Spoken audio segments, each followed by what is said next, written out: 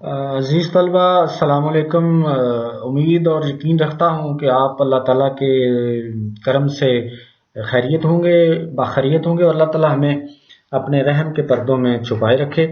آج ہم بات کریں گے خطوط نویسی کے سلسلے میں۔ اس کو فارسی میں مکتوب نگاری بھی کہتے ہیں، جس کا مفہوم جو ہے خطوط نویسی بھی ہے۔ نویس کا مطلب ہوتا ہے لکھنے والا، اور نویسی کا مطلب لکھنا۔ تو یہ خط جو ہے یہ بہت قدیم سلسلہ ہے، بلکہ اگر یہ کہا جائے بے جا نہیں ہوگا کہ آقا نبی کریم صلی اللہ علیہ وسلم کی سنت بھی ہے کہ نبی کریم صلی اللہ علیہ وآلہ وسلم نے جو مختلف لوگوں کو، کفار کو، مختلف ممالک کو خطوط لکھے، تو یہ ایک سنت بھی ہے اور یہ بڑا قدیم سلسلہ بھی ہے، اور نثر کی ایک اہم قسم ہے جس میں خط کو عادی ملاقات بھی کہا جاتا ہے۔ لیکن یہ بات یاد رکھیں کہ اردو کے بڑے ہی نامور، معروف اور بڑے عظیم نام مرزا اسد اللہ خان غالب، انہوں نے خط کو نہ صرف عادی ملاقات کو اس انداز میں لکھا کہ انہوں نے خود ایک خط میں لکھا کہ میں نے اس کو پوری ملاقات بنا دیا ہے۔ یعنی خط لکھنے والے کو ایسا احساس ہوتا ہے کہ جیسے وہ اس کے بالکل سامنے بیٹھا ہے۔ تو آج ہم خط کے حوالے سے بات کریں گے، اور خط کیسے لکھا جاتا ہے، اور اس کا طریقہ کار کیا ہے، اور خط لکھنے والے کو مکتوب نگار کہتے ہیں، اور جس کو خط لکھا جائے اسے مکتوب الہ کہتے ہیں۔ تو ایک اچھے خط کی درج ذیل خصوصیات ہیں کہ اس میں بے جا تکلف نہیں برتا جاتا، غیر ضروری تفصیلات سے بوجھل نہیں بنایا جاتا، یعنی اختصار کے ساتھ مختصر ہو، جامع ہو، آپ کی بات سمجھ میں آ جائے۔ مکتوب علیہ سے اس کے مرتبے، یعنی جس کو آپ نے خط لکھا ہے اس کے مقام اور مرتبے کے مطابق ہی مخاطب ہوا جائے۔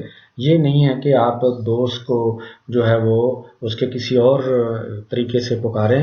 دوست کو دوست، اور جو عزیز و اقارب ہیں ان کو اس مقام اور مرتبے سے ہی جو ہے مخاطب کیا جاتا ہے۔ تو خط کے جو ہیں اجزاء یہ ہیں، یعنی اس کے جز یعنی پارٹس۔ سب سے پہلے لکھنے والے کا مقام اور تاریخ لکھا جاتا ہے کہ خط لکھنے والا کہاں پہ ہے اور کس تاریخ کو لکھا ہے۔ یہ بعد میں جو مکتوب نگاری پہ تحقیق ہوئی ہے اس میں یہ بڑی کام کی چیزیں ملی ہیں۔ تو دوسرا اس کا اہم نقطہ ہے القاب و آداب، جیسے آپ نے والد صاحب کو، والدہ کو، بہن کو، بھائی کو، اور جو سرکاری دفاتر میں یا مختلف عوامی لوگوں کو خطوط لکھے جا سکتے ہیں، تو اس کے انہی کے مطابق ہی ان کو مخاطب کرنا ہے۔ تیسرا اس کا جو اہم موضوع ہے یا پوائنٹ ہے وہ خط کا مضمون، کہ اس کے اندر آپ نے کیا چیز لکھنی ہے۔ یہ نہیں ہے کہ آپ نے کرونا کے بارے میں خط لکھنا ہے تو آپ نزلے اور زکام کو لے بیٹھے ہیں، یہ قطعاً نہیں ہے۔ جو جس موضوع پہ خط آپ نے لکھنا ہے اس سے نفس مضمون سے ہٹنا نہیں ہے، اور آخر پہ اختتام کہتے ہیں جسے دی اینڈ کہتے ہیں، اور وہ لکھنا ہے، اور یعنی اس کو وائنڈ اپ کرنا ہے۔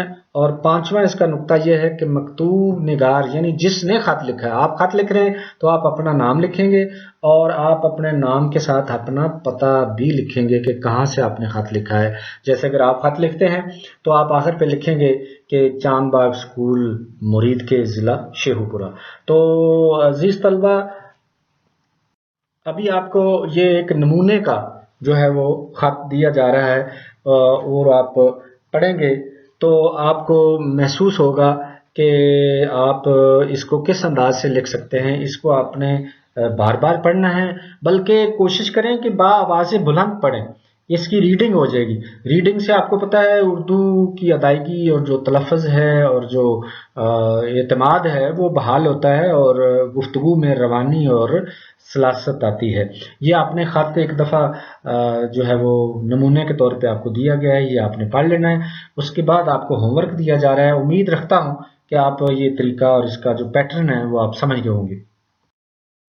ابھی آپ کو یہ کچھ ہوم ورک کے طور پہ کام دیا جا رہا ہے، جن موضوعات پہ آپ نے خط لکھنے ہیں، اور پھر یہ آپ نے خط اپنی نوٹ بک میں لکھ کے تو آپ نے ہوم ورک کے طور پر میرے پرسنل واٹس ایپ پہ آپ نے سینڈ کرنے ہیں۔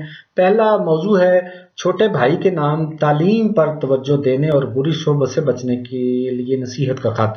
یعنی وہ پڑھائی پہ توجہ نہیں دیتا اور ہر وقت مختلف چیزیں دیکھتا رہتا ہے، موبائل ہے یا اور جو چیزیں ہیں، تو اس سے اس کو گریز کرنا ہے، اس کو سمجھانا ہے۔ دوسرا موضوع ہے اپنے دوست کو اپنے بورڈنگ اسکول کے بارے میں آگاہ کرنا ہے کہ اس کا ماحول کیسا ہے، اس میں پھول اور پھل اور درخت، شجر، کتنا خوبصورت ماحول ہے، اور گھڑ سواری کا جو بڑا اہم مطالبہ تھا بچوں کا، وہ 2-3 سال سے سلسلہ شروع ہے، وہ بھی آپ نے بتانا ہے۔ تو یہ بڑا دلچسپ خط ہوگا۔ اس کے بعد خط ہے آپ نے اپنے والد کے نام خط لکھنا ہے کہ گرمیوں کی تعطیلات آپ نے کیسے گزاری۔ آپ نے اس میں لازمی بتانا ہے کہ آپ نے پڑھائی کرتے رہے ہیں، اور اس میں آپ نے اپنی جو ہے وہ نمازوں کے اوقات کے مطابق 5 وقت کی نماز بھی ادا کی ہے، اور والدہ کے نام خط لکھ کے ان کی بیمار پرسی کا حال پوچھنا ہے۔ یہ سنت نبوی بھی ہے۔ اور آخری جو آپ کو خط بتایا جا رہا ہے وہ چھوٹی بہن کے نام کورونا کی وبا سے محفوظ رہنے کی خاطر احتیاطی تدابیر اختیار کرنے کا خط جو ہے لکھنا ہے۔ تو امید رکھتا ہوں اور دعا کرتا ہوں کہ اللہ تعالیٰ ہمیں حفظ و امان میں رکھے، پوری انسانیت کو اپنے رحم کے پردوں میں چھپائے رکھے۔ اور آپ نے یہ کام مکمل کر کے میرے پرسنل واٹس ایپ پہ ہوم ورک کے طور پہ سینڈ کرنا ہے۔ بہت شکریہ۔ السلام علیکم۔